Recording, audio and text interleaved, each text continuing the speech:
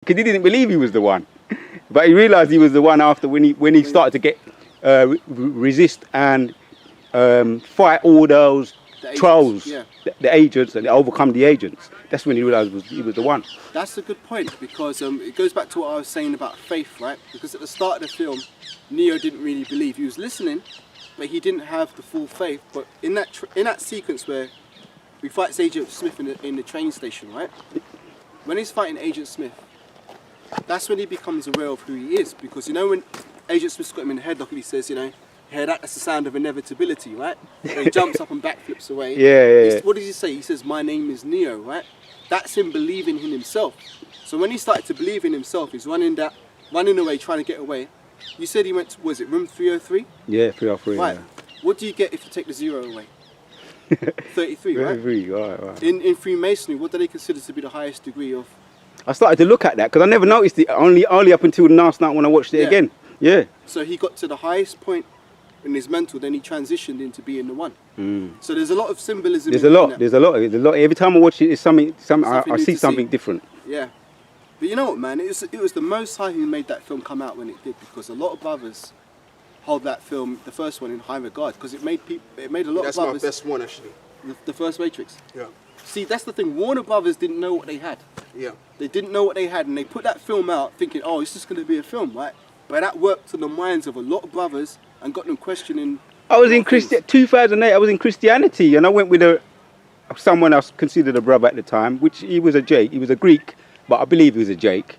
And we was watching it, and I said, "Fucking hell!" When I walked out, I said, "Fucking hell!" And he said, "That was scary, man." He wasn't feeling it, but I said, "Fucking hell!" We came out of the pictures, the actual when it was first out. The Most High had me on that thing, man. Yeah. You know. And man. Same with me, man. I remember when I was watching them films, I was like, man, it just really worked on my mind to make me it was very like, you know, this is because I was already aware of certain things, but it's like this is actually sci-fi, that kind of sci-fi thing going on, like. Yeah, it's just it affected Jake, man. Yeah. I'm just gonna say it affected Jake. A lot of them things do. I mean, a lot of Edomites they don't see, when they watch the films, they're not seeing the spiritual implications behind things, but Jake somehow, in some way, certain things resonate with our spirits. Yeah, maybe that guy is not a Jake. I don't know, but I thought he was a Jake because me and him, we like certain things, but he might not be a Jake. I'm just talking. He could be a Jake, but he just might be a Jake in the world, because I went to watch the second one when that came out with a Jake in the world, actually using Christianity, and he didn't get it. Right. That's another thing. He couldn't understand. It's like, why did this happen, and but what did that mean? He couldn't get it. But you know, the Most High said, "I'll make them of a quick understanding." So there's certain things the spiritual man will understand, a carnal man won't. Yeah. So let me read back where I was. I was going to read John 17, that's right. Because I was talking about letting go of things, right? Yeah, that's right. And again, one thing that a lot of people find hard to let go of is pride. But you can't be proud and think you're going to make it out of this thing, man. Because pride, that's something that's going to separate you from the Most High, not draw you closer to Him. So, John 17 from verse 1. These words spake Yahushua and lifted up his eyes to heaven and said, Father, the hour is come. Glorify thy Son, that thy Son may also glorify thee, as thou hast given him power over all flesh, that he should give eternal life to as many as thou hast given him. And this is the life eternal. Yeah, I could read that, but I'm going to jump down to the point. Right, jumping down to the point.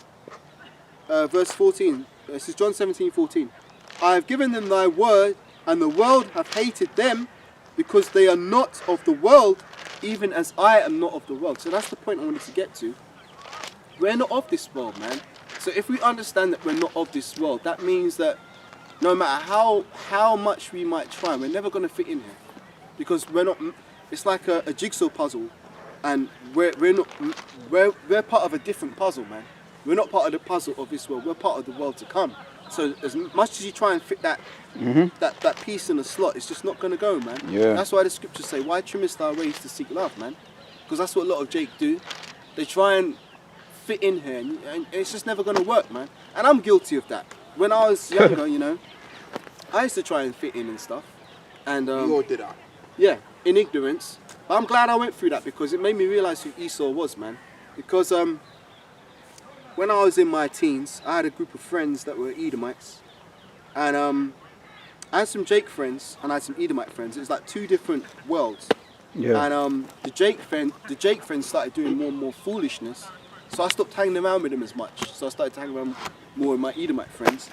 But what it was is that I used to hang around with them, and they were cool to a point. You know, we'd watch films, we'd have a joke, this, that, and the other. But in the back of my mind, I always knew that there was something like these people were different, man. They're not the same in the sense that like when I'm around the brothers now, there's a spirit amongst the brothers that we all resonate, right? But them, they weren't like that. Now what happened in that situation is that as long as you're able to downplay your spirit and not shine too much. Drink the Kool-Aid. Yeah, you don't shine too much, because Jake, we've got a natural way where we're kind of just, Jake is the form of all things, right?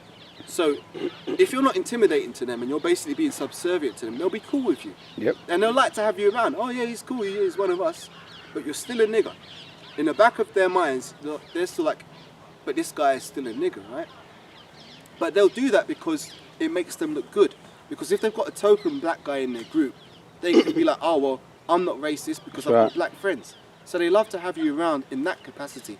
But as soon as you start to speak up, like have more of an opinion or exert some kind of authority, then you see the true horns come out. And I had to learn that lesson firsthand.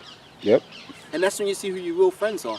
And they were never real friends, so the Most High separated me from that group as well. And I'm glad. But again, it's like what we're doing, there's a lot of we're letting go of a lot of baggage. You know, all these things, like if we didn't let it go, they would bog us down and we'd still be trapped in the conditioning of the world. But as I say, when you come to this truth, you lose a lot of that stuff, man. And to lose that stuff is actually just a gain in the spirit, because then the more you shed that stuff, the more free you're becoming in the spirit, man. And you're not going to be bound by the things that bog you down in this life. For example, you're not going to be so scared to lose your job, or maybe not have something to eat for a few days because you practice fasting. You know what I'm saying? You have faith that the Most High will deliver you from whatever situation you're in. And if you've got that in the back of your mind that, look man, the Most High is going to provide for me, or he's going to do this for me or do that for me, that's the greatest power that we've got on this side. Because that's all we've really got. All we've got is the faith that the Most High is a rewarder of those that diligently seek